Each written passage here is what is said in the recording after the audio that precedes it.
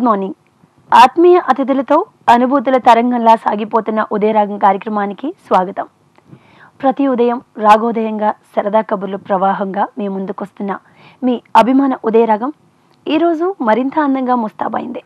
మరి ఈనాటి ఎపిసోడ్ని స్టార్ట్ చేద్దాం.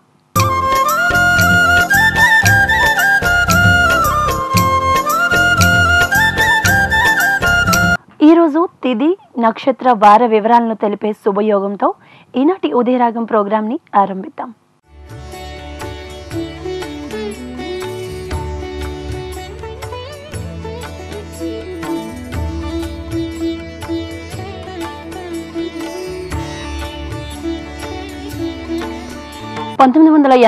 నుంచి జీవీఎంసీతో మొదలైన ప్రస్థానం నిరాకటంగా ఇప్పటికీ కొనసాగుతోంది.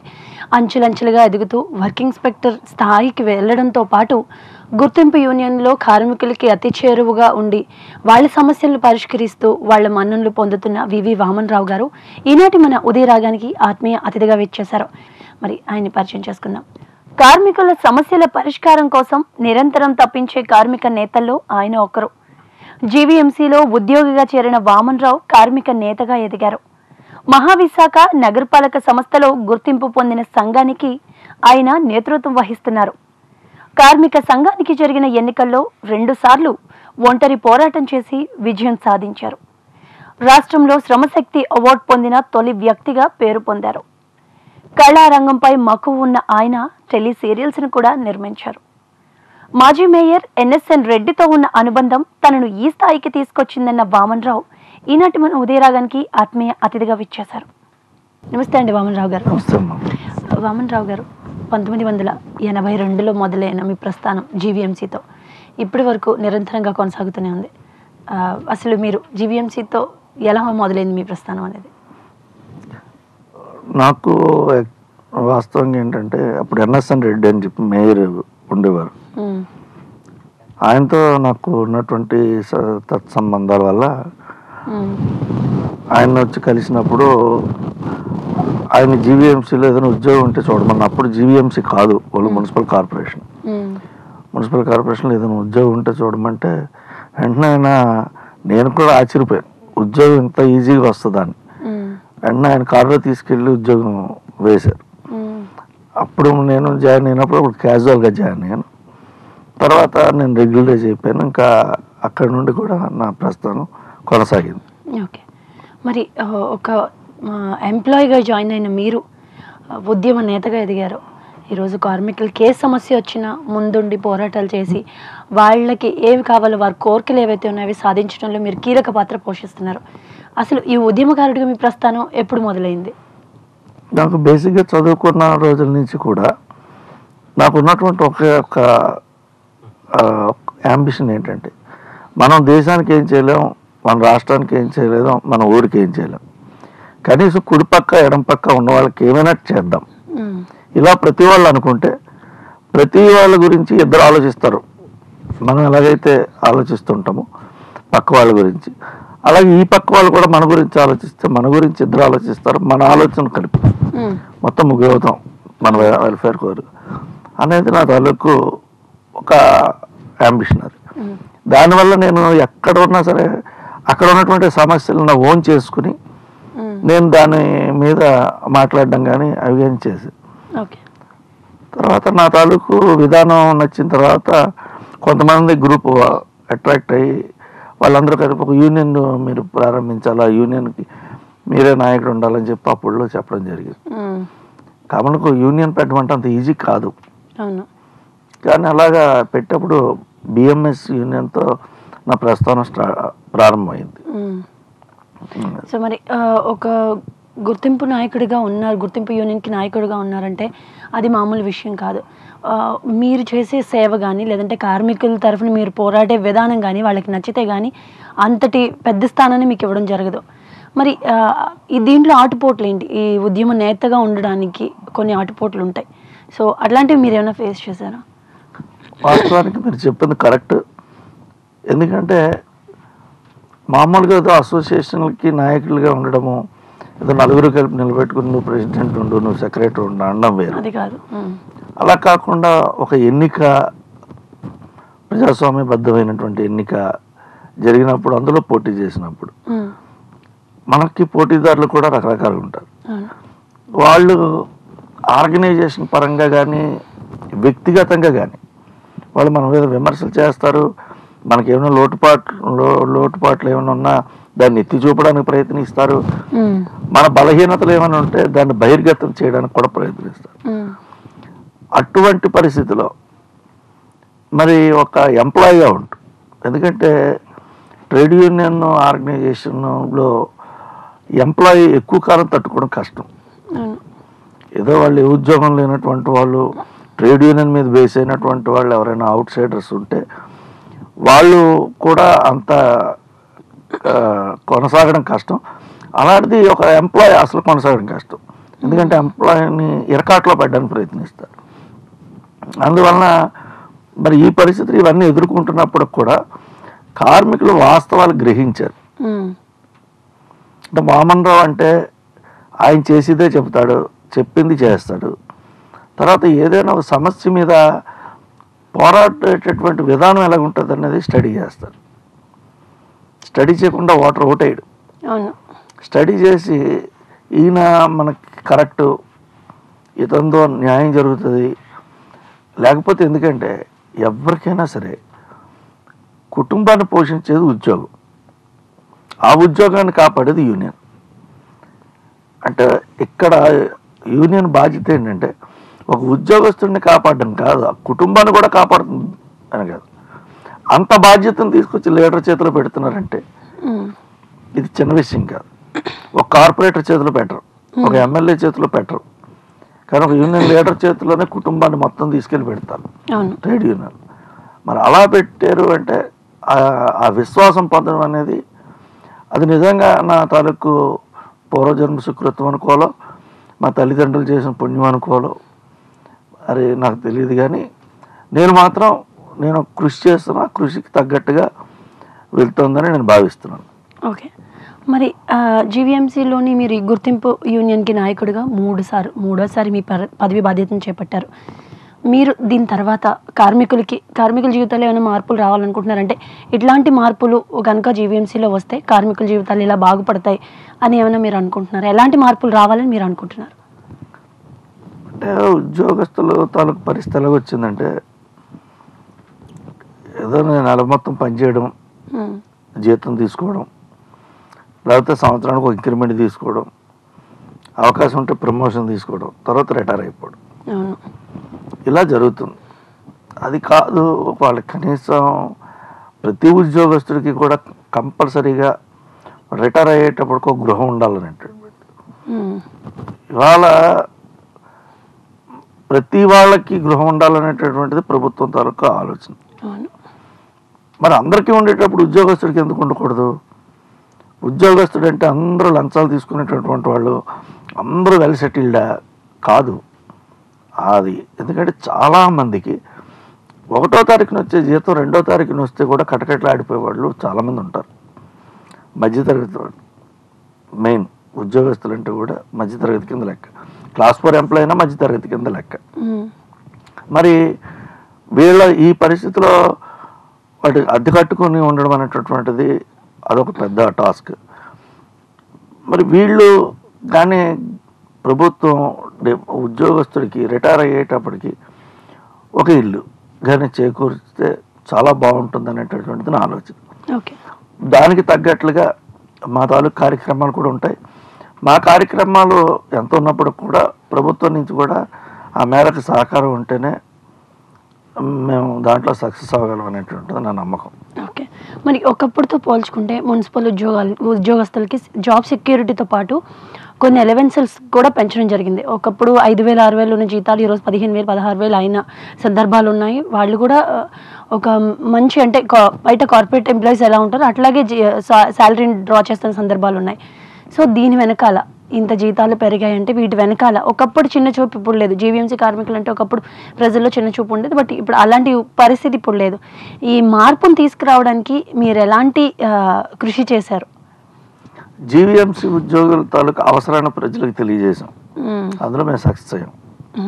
ఎందుకంటే ప్రజలందరూ కూడా లేవక ముందే రోడ్డెక్కి మీరు లేచేటప్పటికల్లా మీరు నడిచి రోడ్డు శుభ్రం చేసేటటువంటి అవును. దాంట్లో స్టార్ట్ అయ్యి మీరు ఇంట్లో కాలకృత్యాలు తీర్చుకునేటప్పటికి కొళ ఇప్పితే పైపు వచ్చేయాలి, అది కూడా మేమే చేస్తాం.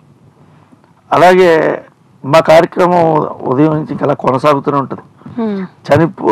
పుట్టిన వాళ్ళకి బర్త్ సర్టిఫికేట్ నుంచి చనిపోయిన వాళ్ళకి డెత్ సర్టిఫికేట్ వరకు కూడా మేమే ఇస్తాం. మాదే సేవలు. చివరికి సాయంత్రం రాత్రి కూడా చీకటి పడ్డాక మీరు వెళ్తున్నటువంటి వీధిలో మీకు అసౌకర్యం కలగకూడదని వీధి లైట్లు ఆన్ చేసి మళ్ళీ తెల్లవారుజామున వెలుతురు వచ్చాక లైట్లు ఆపుతాం. అంటే మాది దినచర్య ఏ రకంగా ఉంటుంది అంటే ఒక సైకిల్ లా తిరుగుతూనే ఉంటుంది చక్రం ఉంటుంది. అంటే ప్రజలకి మీకు తెలియకుండానే మీరు లేచేటప్పటికి మేము కొన్ని చేసేస్తాం, మీరు పడుకున్నా కూడా మేము ఇంకా కొన్ని చేస్తున్నాం. అలానే తుఫాను కానీ ఇవి కానీ వచ్చాయనుకుంటే మా సేవలు చాలా ఇవన్నీ కూడా మేము ప్రజలకి మా తాలూకు ఏంటో చెప్పాం. ప్రజల్లో కూడా మా పట్ల ఆ గౌరవం, జీవీఎంసీ ఉద్యోగులు అంటే సేవకులు, ప్రజాసేవకులు అనేటటువంటి భావన పాజిటివ్గా ఏర్పడింది. అది మేము చాలా సంతోషిస్తున్నాం. ఓకే, సరదాగా సాగిపోతున్న ఉదయరాగం కార్యక్రమంలో ఇప్పుడు ఒక చిన్న విరామం తీసుకుందాం. ఉదయరాగం కార్యక్రమానికి తిరిగి స్వాగతం.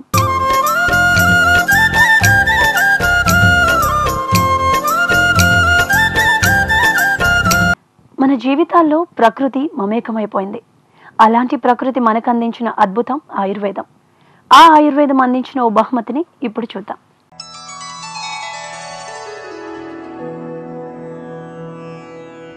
పొగడ పువ్వులను ఎండబెట్టి పొడి చేసి నస్యం పీల్చిన ముక్కు నుండి నీరు కారుట తగ్గిపోతుంది. ప్రజలకి జీవీఎంసీ అవసరాలు ఎలా ఉన్నాయో లేదో అంతకు ముందు తెలిసిందో లేదో తెలియదు, కానీ మొన్న 15 రోజుల సమ్మెతో పూర్తిగా తెలిసొచ్చింది. మొన్న మున్సిపల్ కార్మికులు 15 రోజులు సమ్మె చేయడం జరిగింది. ఈ సమ్మె చేసినప్పుడు మీ కోరికలు ఏవైతే ఉన్నాయో అవి తీరాయి. మీకు గవర్నమెంట్ లిఖితపూర్వకంగా కొన్ని హామీలు ఇవ్వడం జరిగింది. మీరు ఉద్యమాన్ని విరమించారు. కానీ ఇట్లాంటి సమయాల్లో అంటే అదర్ పార్టీస్ ఎవరైతే ఉంటారో ప్రతి దగ్గర ప్రతిపక్షం అనేది ఉంటుంది. ఇటు రాజకీయాల్లో కానివ్వండి, ఎక్కడైనా ప్రతిపక్షం అనేది ఉంటుంది. మరి మీ ప్రతిపక్ష పార్టీలు ఏవైతే ఉన్నాయో అవి మీద తీవ్ర విమర్శలు చేస్తారు. అంటే లొంగిపోయారు, ప్రభుత్వ వీటన్నిటికీ లొంగిపోయారు అన్నట్టు ప్రతి విమర్శలు చేస్తుంటారు. అట్లాంటప్పుడు ఇంత కష్టపడి పని చేస్తున్నాం కదా, ఈ విమర్శలు ఏంటని ఎప్పుడైనా బాధ అనిపించిందా?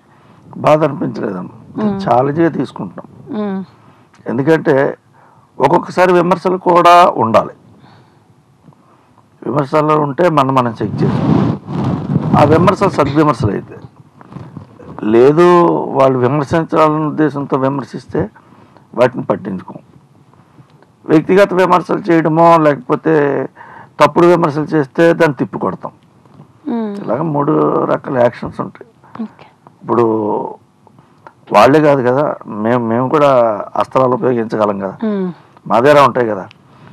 అందువలన దానికి ఏం కాదు. తర్వాత ఇంకోటి ఏంటంటే మేము సమ్మెలు చేసినప్పుడు జనాలకి తెలియడం అన్నది అది దురదృష్టం అని చెప్పాలి.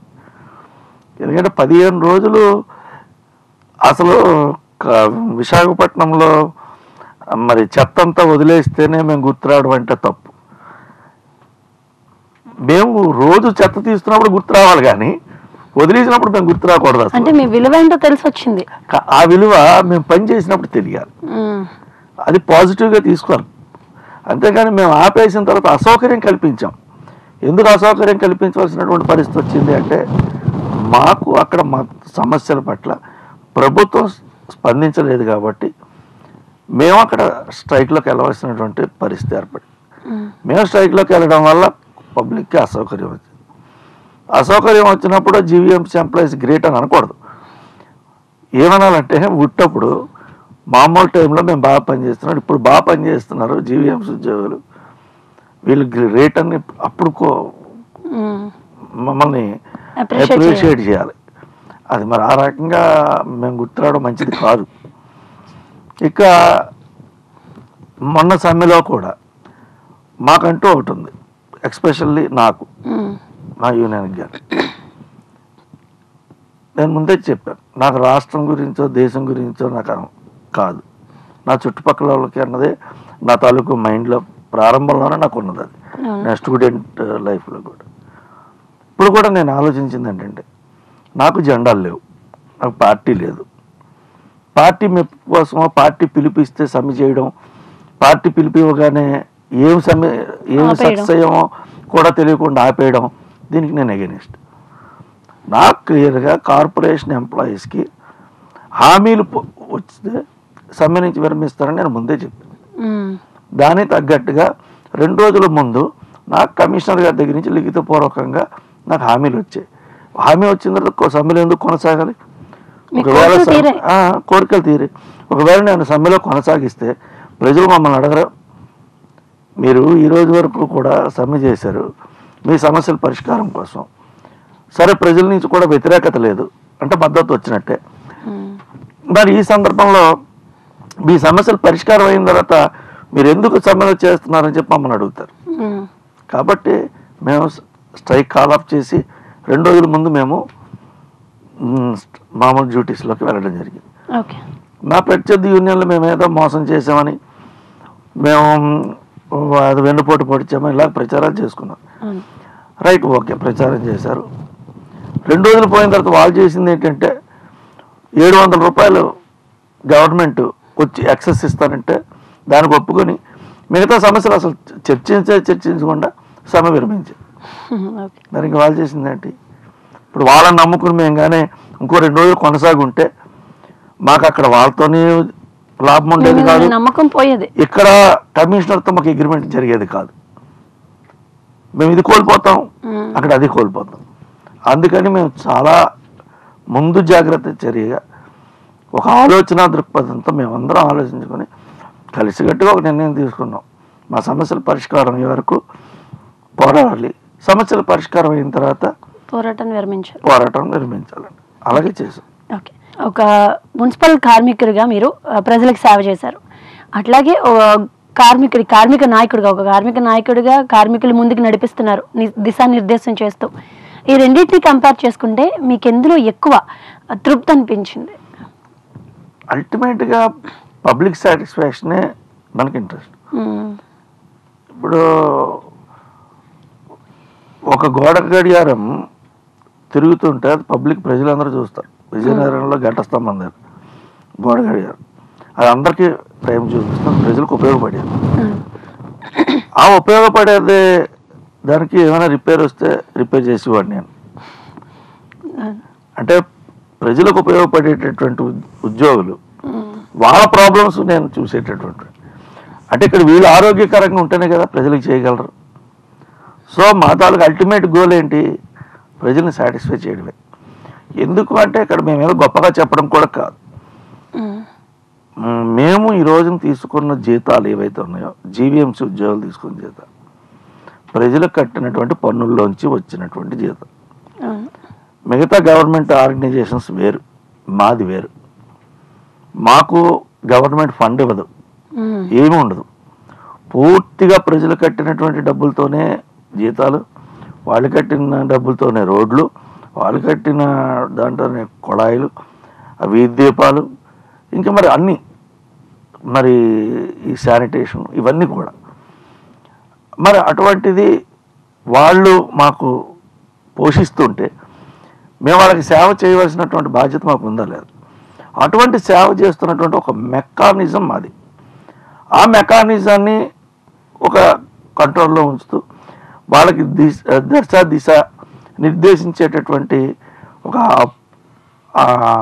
అపూర్వమైనటువంటి అవకాశం నాకు కలగడం అన్నది అది నాకు చాలా గొప్ప ఆనందమైనటువంటి విషయం. సో మీకు ఈ వృత్తి ఏదైతే ఉందో, 2 బాధ్యతలు ఏవైతే నిర్వర్తిస్తున్నారో దాంట్లోనే మీకు తృప్తి ఉందంటారు. వామన్ రావు గారు, మరి ఈ బాధ్యతలు మీరు ఇంతగా నిర్వర్తిస్తున్నప్పుడు మీకు కార్మికుల తరఫు నుంచి సపోర్ట్ అనేది చాలా అవసరం. మరి ఆ సపోర్ట్ తీసుకునేటప్పుడు అందరూ ఒకలా ఆలోచించరు, ఒకలా ఉండరు. కార్మికుల్లోనే భిన్నాభిప్రాయాలు ఉంటాయి. మరి వాళ్ళందరినీ మీరు ఒకే తాటిపైకి ఎలా తేగలుగుతారు? అంటే వాళ్ళలో ఎలా నమ్మకాన్ని, విశ్వాసాన్ని కలిగించగలుగుతారు? మనం చేసే చర్యలను బట్టి ఉంటుంది. ఒక్కొక్కసారి అపార్థం చేసుకోవచ్చు. అపార్థం అంటేనే అర్థమవుతుంది. మనం కరెక్ట్గా వెళ్తుంటే వాళ్ళు సరిగ్గా అర్థం చేసుకోకపోవడానికి అపార్థం అండి. మనం తప్పు చేస్తే వాళ్ళు అర్థం చేసుకోవాలి. మనం సాధ్యమంతరకు తప్పు చేయకుండా ఉంటాం. ఉమ్. అలాగనే మనం తప్పు చేయకుండా ఒక అపార్థం చేసుకునే ప్రచారాన్ని బట్టి ఉంటుంది. ఓకే. అందులోని మరి గుర్తింపు సంఘంగా మాకు ఎక్కువ ఉంటుంది. ఉమ్. ఎందుకంటే అపోజిషన్ యూనియన్స్ అన్నీ కూడా వాళ్ళు మమ్మల్ని టార్గెట్ పెడతారు. ఉమ్. టార్గెట్ పెట్టి విమర్శిస్తుంటారు. విమర్శించినప్పుడు ఒక్కొక్కసారి కార్మికులు నమ్మేటటువంటి అవకాశం కూడా ఉంటుంది. ఆ నమ్మినప్పుడు మేము వాళ్ళకి కరెక్ట్గా చెప్పాలి, ఉమ్. వాస్తవం చెప్పాలి. వాస్తవం చెప్తే అర్థం చేసుకుంటారు దీంట్లో. ఓకే. మరి మీరు ఇంత బాధ్యతాయుతమైన వృత్తిలో ఉన్నారు. అట్లాంటి మీరు కళారంగం వైపు మీ అభిరుచి కానీ, లేదంటే మీరు కళలకి ఎంకరేజ్ చేయడం కానీ, లేదంటే మీరే ప్రత్యక్ష కళారంగంలో ఉన్నారు. సో మీది ఇది ఇంట్రెస్టా, అది ఇంట్రెస్టా? అసలు ఈ కళారంగం వైపు మీ అడుగులు ఎప్పుడు పడ్డాయి? అది నేను స్టూడెంట్గా ఉన్నప్పుడు 1977లో ఏఎంఎల్ కాలేజ్ అనకాపల్లిలో నేను ఇంటర్మీడియట్ చదివినప్పుడే నేను అక్కడ కల్చరల్ విభాగానికి సెక్రటరీ చేశాను. అక్కడ నుండి కూడా నా కల్చరల్ యాక్టివిటీస్ ఉన్నాయి. నేను ప్లేలెట్స్లో యాక్ట్ చేసేవాడిని.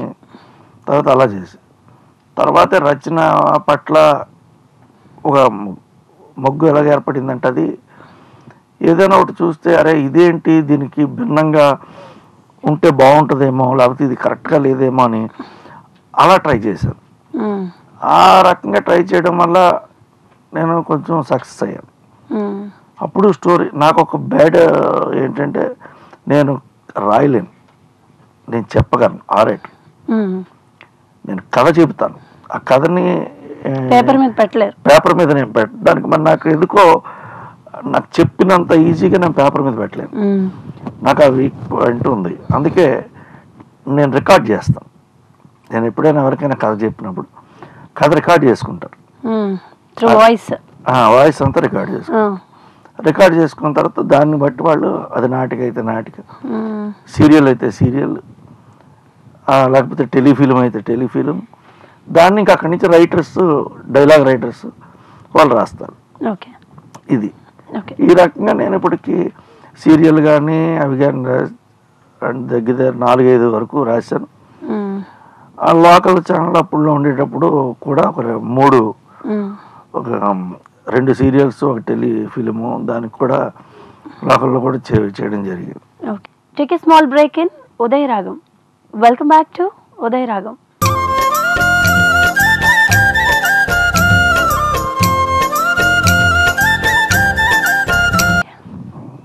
మరి ఒక కళాకారుడిగా ఆ ప్రస్థానం మొదలైంది. ఉద్యోగస్తుడిగా ఇది ముందు నుంచి ఉంది, 1982 నుంచి ఉంది. మరి ఇప్పటికీ కొనసాగుతుందా మీ కళాతృష్ణ అనేది, లేదంటే దాన్ని ఆపడం జరిగిందా? అంటే ఒకటి, యాక్ట్ చేయడం అనేటటువంటిది తగ్గిపోయింది, యాక్ట్ చేయట్లేదు. కానీ ఆ ఇంట్రెస్ట్ మాత్రము ఉన్నది. ఏదైనా ప్లేలెట్స్ చూడడము, ఎవరైనా ఇన్వైట్ చేస్తే వెళ్ళి అక్కడ ఉండడం. ఇప్పుడు ఏదో ఒకసారి మనని గెస్ట్గా పిలుస్తారు, పిలిస్తే ఇంట్రెస్ట్ లేనప్పుడు ఏం చేస్తారంటే వెళ్ళి కూర్చుని ఆ దీపారాధన కార్యక్రమం అయిపోగానే దీపం వెలిగించగానే వచ్చేస్తారు. అది ఇంట్రెస్ట్ ఉన్న వాళ్ళు ఏం చేస్తారంటే నాటిక అయ్యే వరకు ఉండి, ఇంకో నాటిక ఉందంటే ఇంకో నాటిక అయ్యే వరకు ఉండి ఉంటారు. ఆ రకంగా నాకు ఇంట్రెస్ట్ అది. ఓకే. మరి కళారంగం వైపు మీకు ఇంట్రెస్ట్ ఉందన్నారు. ఇటు మీరు ఎంచుకున్న రంగం చూస్తే, ఉద్యోగ రంగం చూస్తే విభిన్నంగా ఉంది. ఈ రెండింటికి పొంతన ఎలా కుదురుతుంది? చాలామంది అడిగేటటువంటి ప్రశ్న అదే. మీరు అసలు దానికి దీనికి ఎలాగా స్పేర్ చేస్తారు, అది ఫుల్ టైమే ఇది ఫుల్ టైం అని అంటారు. అంటే ఇక్కడ ఒకటేంటంటే, నేను ముందే చెప్పాను, స్టోరీ అనేటటువంటిది నేను మైండ్లోనే తయారు చేసుకుంటాను. అసలు పేపర్ మీద రాసుకోను, స్టోరీ తయారు చేయి. అలాగే నేను చెప్పినప్పుడు కూడా పేపర్ మీద రాసి చెప్పను, నేను మామూలుగా చెప్తాను, అది వాళ్ళు రికార్డ్ చేసుకుంటారు. కాబట్టి దానికి నాకు ఎక్కువగా అది టైం పట్టదు. ఆ క్రియేషన్ అనేటటువంటిది మైండ్లోకి రావడానికి పర్టికులర్గా నాకు ప్లేస్ అవసరం లేదు. నా పని నేను చేసుకుంటే, నేను కారులో వెళ్తున్నప్పుడు నేను కథ ఆలోచించవచ్చు, లేకపోతే నేను ఏదైనా పని చేసినప్పుడు థాట్ రావచ్చు, పడుకునేటప్పుడు రావచ్చు. అది ఇంకా ఆలోచన ఎప్పుడు వస్తుందో మనకు తెలియదు. కానీ వచ్చినవి పేపర్ మీద పెట్టలేను అంటారు. ఈ వచ్చినవన్నీ ఎట్లా గుర్తుంటాయి సార్? అంటే కొంతమంది రైటర్స్ మనం చూసినట్టయితే ఎప్పుడే ఆలోచన వస్తే అప్పుడు పెన్ను తీసుకొని రాస్తారు. అట్లా ఒకటి ఉంటుంది పేపర్ అనేది, ప్రూఫ్ అనేది. సో మనకి అలా కీప్ ఆన్ బ్రెయిన్ లోనే ఉండడం సాధ్యమా? మన అదే గాడ్ గిఫ్ట్ అన్నారు కొంతమంది. గాడ్ గిఫ్ట్ మీకు అది నిజంగా భగవంతుడు ఇచ్చిన వరం అండి, అద్భుతమైన వరం. ఎలాగా మీరు మైండ్ లో తయారు చేసుకుని మళ్ళీ చెప్పేస్తారు మీరు అని, అంతే. సో అది గాడ్ గిఫ్ట్ అంటారు. అంతే, గాడ్ గిఫ్ట్. ఓకే, మరి 2 విభిన్నమైన రంగాలను ఎంచుకున్న మీరు ఇది ఎవరో అన్నట్టు ఇది ఫుల్ టైమ్, అది ఫుల్ టైమ్. మరి 2 ఫుల్ టైమ్లు చేసేటప్పుడు మీ కుటుంబానికి సంబంధించి, మీ కుటుంబంలో వ్యక్తులు ఎవరైతే ఉంటారో మరి వాళ్ళకి ఏ టైం కేటాయిస్తారనే అనుమానం నాకైతే తలెత్తుతుందండి. మరి మీ అంటే ఇంత బిజీగా ఉండి మిమ్మల్ని అర్థం చేసుకుంటారా మీ కుటుంబ సభ్యులు? ఒకటి, ట్రేడ్ యూనియన్లో మనకి ఎలా ఉంటుందంటే లీడర్షిప్లో ఉన్నటువంటి మనకి యంత్రాంగం కూడా ఉంటుంది. అంటే చేసుకెళ్ళిపోయే వాళ్ళు ఉంటారు. ఎందుకంటే ఒక్క పర్సన్ అన్నీ సాధించలేడు. దానికి సెకండరీ లీడర్షిప్ కావాలి, థర్డ్ లెవెల్ లీడర్షిప్ కావాలి, గ్రౌండ్ లెవెల్ వరకు కూడా లీడర్షిప్ ఉంటేనే ఇవి ఇంతటిని కోఆర్డినేట్ చేసుకుంటాం. సో ఈ రకంగా కోఆర్డినేట్ చేసుకునేటప్పుడు కొంత వెసులుబాటు నాకు కనిపిస్తుంది. నాకు ఫోన్లోనే ఏంటి ఇలాగ ఉంది, ఇలాగ ఉన్నది ఇష్యూస్ అంటే నేను వాళ్ళకి చెప్తాను, వాళ్ళు చేస్తారు. లేకపోతే పలానా దగ్గర మీటింగ్స్ కండక్ట్ చేయండి అంటే చేస్తారు. అవన్నీ జరుగుతుంటాయి. నేను కొన్ని విషయాల్లో జాయిన్ అవుతుంటాను. మెయిన్ ఏమైనా నెగోషియేషన్స్ కానీ, పబ్లిక్ స్పీచెస్ కానీ, ఏమైనా ఒక డెసిషన్ తీసుకోవడం కానీ అలాంటప్పుడు నా తాలూకు ఇది అవసరం ఉంటుంది. ఇక ఈ కల్చరల్కి సంబంధించి నేను ఇప్పుడు ఎలాగా యాక్టింగ్లో లేను కాబట్టి ఈ కథల విషయం దగ్గరకు వచ్చినప్పుడు నేను కథలు కూడా ఎక్కువగా ఏమీ రాశాను. నేను చాలా తక్కువ, ఏదో సంవత్సరానికి 1-2 అలాగే రాస్తాను. దానికి నాకు ఎక్కువ టైం ఏమి ఉండదు. నేను అలా ఆలోచిస్తుంటా, ఒక కథ పట్టుకుంటే దానికి అలా మెరుగులు దిద్దుతుంటాను. కాబట్టి దానికి నాకు పర్వాలేదు. ఈ రెండింటిని చూసుకుని ఫ్యామిలీ లైఫ్, ఇంకా నాది లేట్ మ్యారేజ్, అందువలన నాకు మరి మిగతా ప్రాబ్లమ్స్ ఏమి రాలేదు. మా మదర్ ఫాదర్ బాగా ఎంకరేజ్ చేశారు. తర్వాత నాకు మ్యారేజ్ అయింది ఇప్పటికి 8 years 9 years. ఈ 9 yearsలో కూడా నా మిస్సెస్ కూడా బాగా కోఆపరేట్ చేసింది. ఎందుకంటే ఆవిడ మ్యారేజ్ చేసుకునేటప్పటికే నేను లీడర్ని కాబట్టి ఆవిడ మైండ్ దానికి ట్యూన్ అయ్యి, నేను మ్యారేజ్ చేసుకోబోతున్న వ్యక్తి ట్రేడ్ యూనియన్ లీడరు, ఎక్కువ మీటింగుల్లో ఉంటాడు అనేటటువంటి దానికి ఇష్టపడి చేసుకున్నాను. సో ఆవిడ అర్థం చేసుకున్నారు కాబట్టి నేను మళ్ళీ ఆవిడ మౌల్డ్ చేసుకోవాల్సిన అవసరం పడలేదు. ఓకే, కానీ ఎంత మౌల్డ్ చేసుకోకపోయినా, ఎంత అర్థం చేసుకుని వచ్చిన ఆడవాళ్ళకి కొన్ని పర్టికులర్స్ ఉంటాయి. సో అట్లాంటి వాటిలో అలుగుతుంటారు ఎప్పుడైనా? మీరు అక్కడ తీసుకెళ్ళట్లేదు, ఇక్కడ తీసుకెళ్ళట్లేదు, అసలు టైం స్పేర్ చేయట్లేదు నేను అలుగుతారా? అలాంటి సందర్భాలు ఏమైనా వచ్చాయి మేము? లేకపోతే అసలు లైఫ్ ఉంటుంది. సో అట్లాంటి అలకలు మళ్ళీ వాటిని తీర్చుకోవడం, ఎలాగో మీకు ఎక్స్పీరియన్స్ ఉంది, కార్మికుల తరఫున పోరాటం చేసి గవర్నమెంట్ ని కన్విన్స్ చేసే స్కిల్స్ మీకు ఉన్నాయి కాబట్టి ఇంట్లో మిస్సెస్ ని కన్విన్స్ చేయడం. సో మరి మీరు ఒక ఉద్యమ నేతగా ఉండడానికి కానీ, ఇంత బాధ్యతాయుతమైన జాబ్లో ముందుకు వెళ్ళడానికి కానీ మీకు ఇన్స్పిరేషన్, పలానా వ్యక్తి నాకు మార్గదర్శకంగా ఉన్నారు, లేదంటే ఆయన నేను ఆదర్శంగా తీసుకుంటున్నాను, అట్లాంటి వ్యక్తులు ఎవరైనా ఉన్నారు స్ఫూర్తినిచ్చే వ్యక్తులు మీ జీవితంలో? ఎన్ఎస్ఎన్ రెడ్డి గారు. విశాఖపట్నం మీకు ఉద్యోగం వేయించింది కూడా ఆయన అనుకుంటా కదా? విశాఖపట్నం ప్రథమ మేయర్ ఆయన ప్రస్థానం అంతా నాకు తెలుసు. ఒక RSSలో సామాన్య కార్యకర్త, ఆయన మున్సిపల్ ఎంప్లాయే, ఒక స్కూల్లో టీచరు, అక్కడి నుంచి ఆయన కౌన్సిలర్గా, తర్వాత ఎమ్మెల్యేగా, మేయర్గా ఆయన అంచెలంచెలుగా ఎదిగి, ఆయనకు ఉన్నటువంటి కొన్ని విధానాలే నేను కూడా ఇప్పటికీ పాటిస్తాను. ఏదైనా పట్టుకుంటే వదలకుండా దాన్ని సాధించే వరకు నిద్రపోకుండా. మూడోసారి గుర్తింపు యూనియన్ అధ్యక్షుడిగా ఎన్నికైన మీరు శ్రమశక్తి అవార్డు 2009లో అందుకున్నారు. ఆ అవార్డు మీ తర్వాత, మీకు ముందు ఎవరు అందుకోలేదు, మీ తర్వాత కూడా ఎవరు అందుకోలేదు. మరి అలాంటి మీరు మీ గురువు గారిని ఇన్స్పిరేషన్గా తీసుకొని ఆయనలాగే ప్రత్యక్ష రాజకీయాల్లోకి వెళ్ళే ఆలోచన ఏమైనా ఉందా? శ్రమశక్తి అవార్డు అనేటటువంటిది ప్రతి సంవత్సరము ఇస్తారు. May 1st. అది ట్రేడ్ యూనియన్ లీడర్లకి ఎక్కువగా కంపెనీస్లో నాయకత్వం వహించినటువంటి వాళ్ళకి బాగా కరడుగట్టిన ట్రేడ్ యూనియన్ నాయకులకి వస్తుంది. అలాంటిది మున్సిపల్ లీడర్కి, అందులోని మున్సిపల్ ఉద్యోగస్తుడిగా ఉంటూ లీడర్షిప్ చేస్తున్న వాళ్ళకి నాకు ముందు రాలేదు, నా తర్వాత రాలేదు. మున్సిపల్ ఉద్యోగం చేస్తూ లీడర్షిప్ చేస్తూ శ్రమశక్తి అవార్డు అందుకున్నది నేను ఒక్కడినే ఇంతవరకు కూడా. అది నాకు లైఫ్లో గర్వకారణం. అది మరి అయితే నాకు ఇప్పటికీ సాటిస్ఫాక్షన్ ఉంది మరి ఈ రంగంలో. మరి నాకు ఇన్స్పిరేషన్గా ఉన్నటువంటి మరి ఎన్ఎస్ఎన్ రెడ్డి గారు లాగా దాంట్లోకి రావాలంటే మరి అది చెప్పలేము. మరి అవకాశం వస్తుందో రాదా అనేటువంటి తెలీదు. అవకాశం వస్తే వెళ్ళడానికి నాకు అవకాశం వస్తే అభ్యంతరం లేదు. ఓకే, మరి కానీ నేను ట్రేడ్ యూనియన్కి ముందు ప్రాధాన్యత ఇస్తాను. ముందు ప్రాధాన్యత మాత్రం యూనియన్ కార్మికుల లీడర్గా ఉండాలి. లేదు, రేపు ప్రత్యక్ష రాజకీయాల్లోకి వెళ్ళవలసిన పరిస్థితి వచ్చినా సరే ట్రేడ్ యూనియన్ మాత్రం వదలరు. ఓకే, దీంట్లో మిమ్మల్ని ఎవరైతే లీడర్షిప్ క్వాలిటీతో ఎన్నుకున్నారో వాళ్ళు మాత్రం మర్చిపోయే ప్రసక్తే లేదు. ఓకే, మరి తనకి ఒకవేళ రాజకీయ నాయకుడిగా అవకాశం వచ్చినా కూడా తనకి ఎవరైతే ఫస్ట్ గుర్తించారో తనకి ఒక కార్మిక నేతగా ఎదగడానికి సహకారం చేసిన కార్మికులు మర్చిపోయే ప్రసక్తే లేదని చెప్తున్నారు.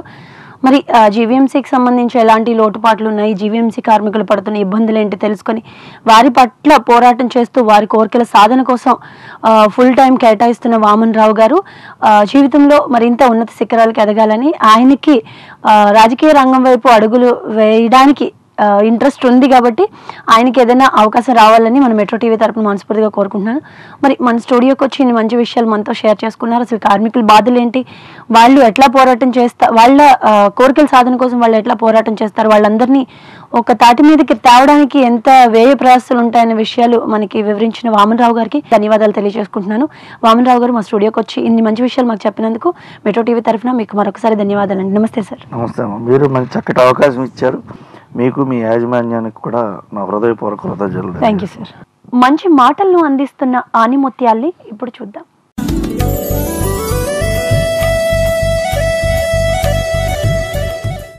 ఒక చెడు పని చేయకుండా విడిచిపెట్టడం మంచిది, ఎందుకంటే తర్వాత పశ్చాత్తాపడవలసి వస్తుంది. దమ్మపదం. విశిష్ట అతిథులతో విభిన్నంగా కొనసాగుతున్న ఈనాటి ఉదయరాగం వీక్షించిన మీకు కృతజ్ఞతలు తెలుపుతూ ఈనాటి కార్యక్రమాన్ని ముగిస్తూ మరో ఎపిసోడ్లో మళ్ళీ కలుద్దాం. అంతవరకు సెలవు. నమస్కారం.